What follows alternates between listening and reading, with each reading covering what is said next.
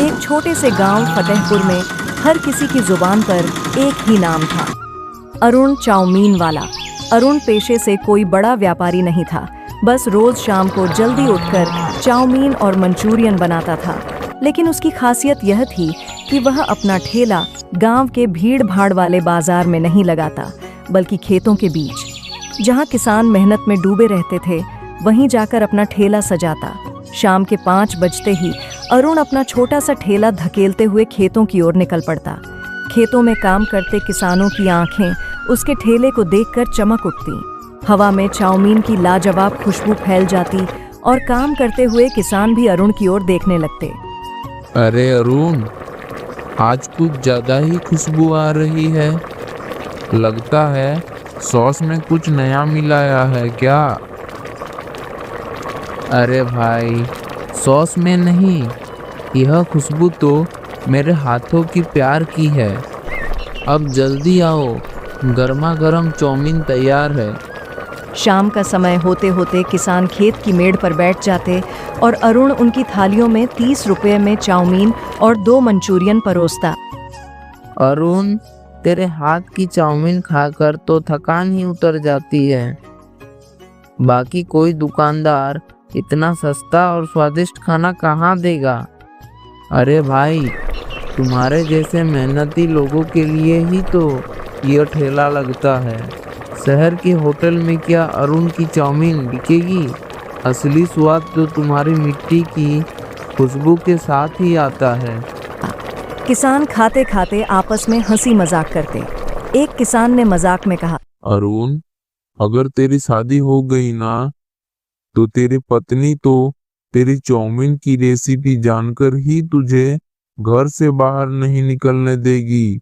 अरे भाई, जब तक यह चाउमीन तुम्हारे पेट में जाएगी, तभी तक मेरी दुकान चलेगी। शादी का तो बाद में सोचेंगे। खाना खाने के बाद किसान फिर से खेतों में लग जाते।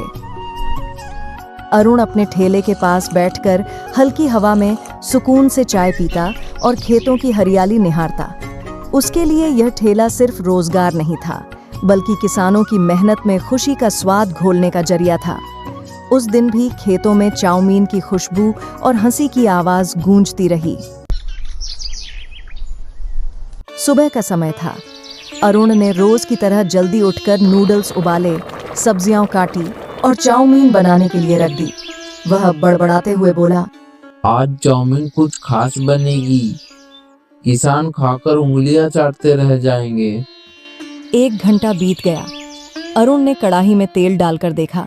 वह चिंतित हो गया और बोला, अरे यार, यह क्या हो रहा है? आज तेल गरम क्यों नहीं हो रहा? कहीं तेल खराब तो नहीं? उसने आंच तेज की और फिर इंतजार करने लगा। 2 घंटे और बीत गए। पसीना पोंछते हुए अरुण बोला, अरे भाई, यह तेल तो मुझे परेशान करने पर उतारू है। किसान तो खेत में भूख से इंतजार कर रहे होंगे। आखिरकार 2.5 घंटे बाद चाउमीन बनाने के लिए तेल सही से गर्म हुआ। अरुण ने राहत की सांस ली। चलो, अब तैयार है, लेकिन अब तक तो बहुत देर हो चुकी होगी। जल्दी ठेला लगाना पड़ेगा। उधर खेतों में किसान आपस में बातें कर रहे थे। अरे, आज अरुण का ठेला नहीं आया। भूख से पेट में चूहे दौड़ रहे हैं। लगता है आज छुट्टी कर दी होगी उसने। चलो, शहर के ढाबे में चलकर कुछ खा के आते हैं। हाँ भाई, पेट में और भूख बर्दाश्त नहीं होगी। आज अरुण की चाउमीन नहीं मिलेगी तो ढाबे का दाल चावल ही सही। किसान उठकर शहर के ढाबे की ओर निकल पड़े। इधर अरुण ठेला लेकर भागता हुआ खेतों की ओर जा रहा था। अरे यार, आज तो गड़बड़ हो गई। कहीं किसान लौट तो नहीं गए? खेतों में पहुंचने पर उसने चारों तरफ देखा। कोई किसान नजर नहीं आया। वह मायूस होकर ठेले पर बैठ गया। अरे बाप रे, सब चले गए। अब यह चाउमीन और मंचूरियन कौन खाएगा? कुछ देर सोचने के बाद उसके दिमाग में एक आइडिया आया। वह ठेला मोड़कर शहर की गली में आ गया और जोर जोर से आवाज देने लगा, अरे सुनो, गर्मा गर्म चाउमीन सिर्फ 20 रुपए प्लेट, जल्दी आओ। शहर के लोग चौंक कर बाहर निकले। अरे अरुण, तू तो खेतों पर ठेला लगाता था, आज शहर में? काका, आज थोड़ी गड़बड़ हो गई। चाउमीन देर से बनी, किसान बिना खाए चले गए, तो सोचा शहर वालों को खिला दूं। कुछ ही देर में उसके ठेले पर भीड़ लग गई। अरे वाह, सस्ती चाउमीन, जल्दी दे अरुण भाई, मेरी प्लेट में थोड़ी ज़्यादा मंचूरियन डालना। अरुण ने राहत की सांस ली। चाउमीन खत्म हुई और उसका दिन भी बच गया। रात को जब अरुण घर लौटा तो उसके मन में कशमकश थी।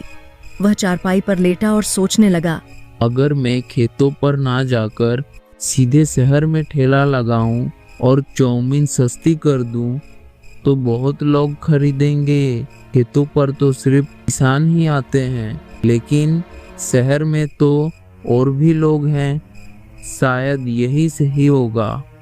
यह सोचकर उसने तय किया कि अगले दिन शहर में ही ठेला लगाएगा। धीरे धीरे वह सोचते सोचते सो गया।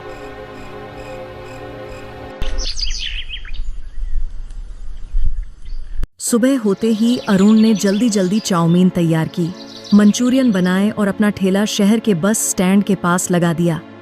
शुरुआत में 2-3 लोग आए, चाउमीन खाई और चले गए, लेकिन कुछ देर बाद कोई ग्राहक नहीं आया। अरुण बेचैन हो गया। तभी उसने एक आदमी को रोककर पूछा, भाई, जरा सच सच बताओ, क्या मेरी चाउमीन में स्वाद नहीं है? अरे अरुण, तेरी चाउमीन में तो स्वाद है, लेकिन तू नहीं जानता, शहर में एक नया ढाबा खुला है। वहाँ चाउमीन के साथ कोल्ड ड्रिंक फ्री मिलती है, लोग वही जा रहे हैं। अरुण यह सुनकर निराश हो गया और बड़बड़ाया, अरे यार, फ्री कोल्ड ड्रिंक, अब तो यहाँ मेरी चाउमीन नहीं बिकेगी, मुझे फिर खेतों पर ही जाना होगा। वह ठेला लेकर खेतों की ओर निकल पड़ा। खेतों में पहुंचकर उसने ठेला लगाया और किसानों का इंतजार करने लगा, लेकिन किसान उसकी ओर देखे बिना आगे निकल गए। अरुण सोचने लगा, अरे ये क्या, सब कहाँ जा रहे हैं? मेरा ठेला तो यही है। उसने एक किसान को रोककर पूछा, भाई, तुम खाना नहीं खा रहे, कहाँ जा रहे हो? अरे अरुण, जब तू 2 दिन से नहीं आया तो यहाँ के ही एक किसान ने चाउमीन बनाना शुरू कर दिया। वह उस बड़े बरगद के पेड़ के नीचे चाउमीन बेचता है, सिर्फ 20 रुपए में, और साथ में मिर्च और सॉस फ्री। अरुण यह सुनकर निराश हो गया। उसने सोचा, मतलब अब तो मेरी जगह कोई और ले चुका है। उदास मन से अरुण ने अपना ठेला समेटा और घर लौट आया। उसके मन में सवाल गूंज रहा था, अब क्या होगा? क्या मैं फिर से अपना नाम बना पाऊंगा? सुबह होते ही अरुण ने मन ही मन ठान लिया, अगर वो किसान 20 रुपए में चाउमीन बेच सकता है, तो मैं 10 रुपए में बेचकर सबको अपनी तरफ खींच लूंगा, चाहे जो करना पड़े। लेकिन उसे पता था कि 10 रुपए में बेचने के लिए खर्च कम करना पड़ेगा। उसने सोचा, सस्ती सब्जियां और सस्ते मसाले खरीद लूंगा। अगर स्वाद पहले जैसा रख पाया तो सब मेरे पास ही आएंगे। अरुण तुरंत बाजार चला गया। वहां से उसने कम कीमत की सब्जियां खरीदी और मसाले भी सस्ते वाले ले आया। घर आकर उसने चाउमीन बनाना शुरू किया। मसाले डालते वक्त उसके मन में हल्की घबराहट थी। 2 घंटे बाद जब चाउमीन तैयार हुई तो उसने छक कर देखा, अरे वाह, स्वाद तो पहले जैसा ही है, सस्ते मसाले में भी वही मजा आ गया। अब तो आज मेरी जीत पक्की है। खुश होकर उसने जल्दी जल्दी मंचूरियन बनाए और ठेला खेतों की ओर धकेलते हुए जोर जोर से आवाज देने लगा, अरे भाइयों, 10 रुपए में टेस्टी चाउमीन, एक बार खाओगे तो बार बार आओगे। किसानों ने उसकी आवाज सुनी और हैरान होकर ठेले की ओर दौड़े। अरे अरुण, आज इतना सस्ता कैसे बेच रहा है? 10 रुपए में तो दाल चावल भी नहीं मिलता। अरे भाई, एक बार खाकर देखो, फिर खुद समझ जाओगे। स्वाद वही पुराना लेकिन दाम आधे। किसान एक एक कर बैठ गए। अरुण ने प्लेट में चाउमीन और मंचूरियन परोस दी। किसान चखते ही खुशी से उछल पड़े। अरे वाह अरुण, दाम कम और स्वाद वैसे ही। अब तो रोज तुम्हारे ही ठेले पर खाएंगे। हाँ, 10 रुपए में इतनी बढ़िया चाउमीन, अब किसी और के पास क्यों जाएंगे। कुछ ही देर में उसकी सारी चाउमीन बिक गई। किसानों ने जाते जाते कहा, अरुण, तू कल भी इसी दाम पर लगाना ठेला, अब सब तेरे पक्के ग्राहक हो गए हैं। अरुण के चेहरे पर संतोष की मुस्कान थी। घर लौटते वक्त उसने मन ही मन कहा, अब इस ठेले की बादशाहत फिर मेरे हाथ में है। सस्ते में बढ़िया चाउमीन देने की मेरी असली जीत है। उस रात अरुण ने चैन की नींद सोई, क्योंकि उसे पता था कि वह फिर से किसानों का चहेता बन चुका है। सुबह का समय था। अरुण अपने घर में चाउमीन बनाने में लगा था। तभी उसके घर के बाहर जोर जोर से शोर सुनाई दिया। उसने जल्दी से बाहर आकर देखा, 4 से 5 गुस्से में भरे किसान खड़े थे। अरे भाई, क्या हुआ? इतना शोर क्यों मचा रहे हो? अरुण, तुम्हारी वो सस्ती चाउमीन खाकर हम बीमार हो गए। कई किसानों को अस्पताल तक ले जाना पड़ा। तुम्हारी चाउमीन कोई नहीं खा रही थी, इसीलिए तुमने दाम घटाए और खराब सस्ते मसाले इस्तेमाल किए। यही वजह है कि हम बीमार पड़े। तुम्हें पैसे का लालच अंधा कर चुका है। नहीं भाई, मैंने अच्छे मसाले ही इस्तेमाल किए थे। हो सकता है कि तुम्हारी तबीयत उस दूसरे चाउमीन वाले के खाने से खराब हुई हो। नहीं अरुण, हमने उस दिन किसी और का नहीं, सिर्फ तुम्हारी ही चाउमीन खाई थी। तुम ही इसके जिम्मेदार हो। अरुण चुप हो गया। उसे महसूस हुआ कि अब सच्चाई छिपाना बेकार है।